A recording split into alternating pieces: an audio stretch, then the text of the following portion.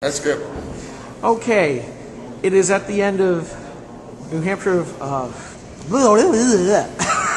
been a long day. It has been. I was in the shower before 7.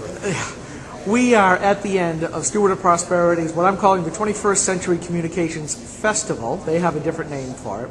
We're over 500 people. We're here to hear about the new media and what it can do for campaigns. I am now with Mike Castaldo, who is a candidate on the Republican side for the 2nd Congressional District. Okay. Who is a candidate for the 1st Congressional District. And I've been promising him this interview for a while, so finally we catch up, and it's time to do this. Because I have written about you on the blog. You have, Skip. And frankly, I took a little bit of exception on the support for the One campaign. And you simply asked, can I have a chance to explain it and to talk about it, and by all means, go ahead, and about anything else, because it's more than just one topic that will make or break a campaign. Well, absolutely. I'm enormously proud of what was accomplished during One Vote 08. The One campaign is nonpartisan. I'm enormously proud of that as well. The reasons I was attracted to the One campaign is because of how they promised to reform the way we distribute aid. This is a policy that's been in place since Kennedy first established this humanitarian effort of this idea of soft diplomacy. We've been dropping off a bag of corn and showing up 2 weeks later and dropping off another bag of corn for better than 40 years. And it's not really helped the poorest people in the world. We need to reform the factory, the farm bill, first of all, and that's something that the One campaign is looking at doing and focusing on in the near future, I'm told. But more than that, Mike Huckabee used the analogy once describing the One campaign as a body with 2 arms.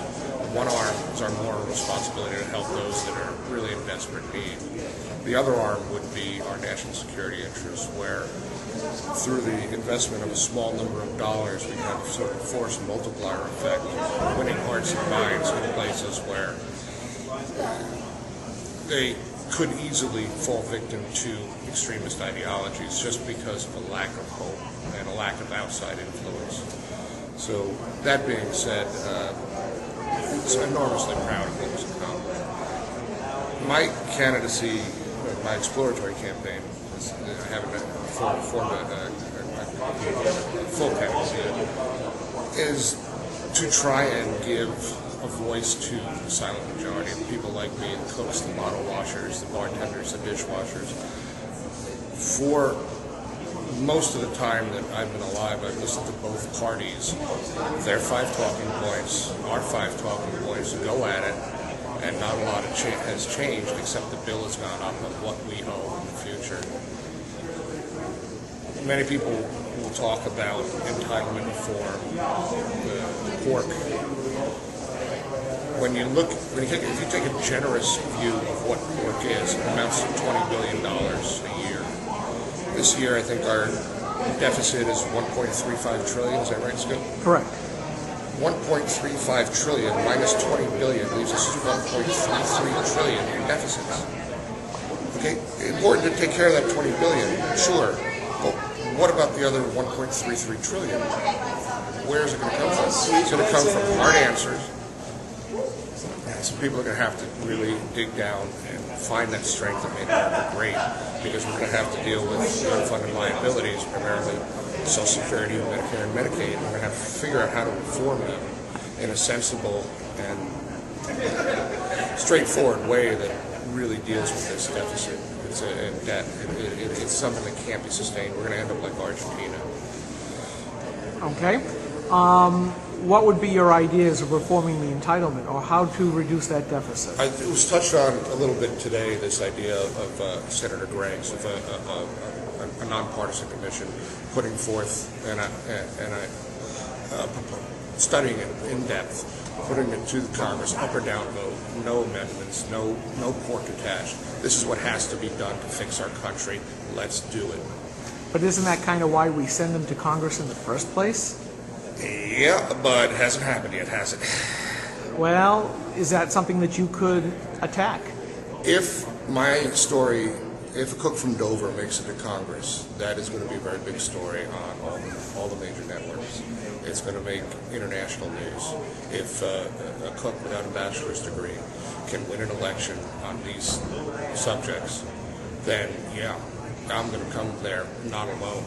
There are going to be other cooks, there are going to be other dishwashers, there are going to be other bartenders and other races that are going to get energized and that are going to recognize that they can go to, like Mr. Smith did, go to Washington and make a difference. Okay, if you were to make it to Washington, and this question has been asked of most of the senatorial candidates at this point, let me ask it for the first time of a congressional one that I remember anyways.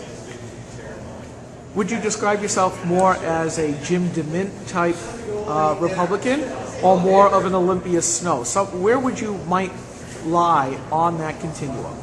Probably a Mike Castaldo Republican. I don't fit any description, Skip. I never have. I never will. They broke the mold when they made me. I might have been one of the few Marines that actually read Das Kapital while he was in training. I felt it very important to know as much about, at that time, my enemy was the communists, and what they were thinking as possible. There's no reason for me to associate myself with any other individual's characteristics. Okay, fair enough. Just two last questions. There's much to be said for the Tea Party folks. My question to you, are they a help, a hindrance, or a force to be holding others accountable as far as the GOP is concerned? Well, I think perhaps all three. A hindrance if the views remain fractious and they can't coalesce and find a common voice. A help because they're stimulating debate. And what was the third one? Holding the GOP accountable. Please. It almost goes without saying, but I'll say it. The GOP should be held accountable. The only person who ran a bigger bill than the current president was the previous president. Okay, very good. I promised I wouldn't take up too much of your time. I'm quite sure that we will meet up again on the campaign trail, and hopefully you will allow me to ask more questions. I hope so, Skip. Very good. Thank you very much, Mike. You're very welcome.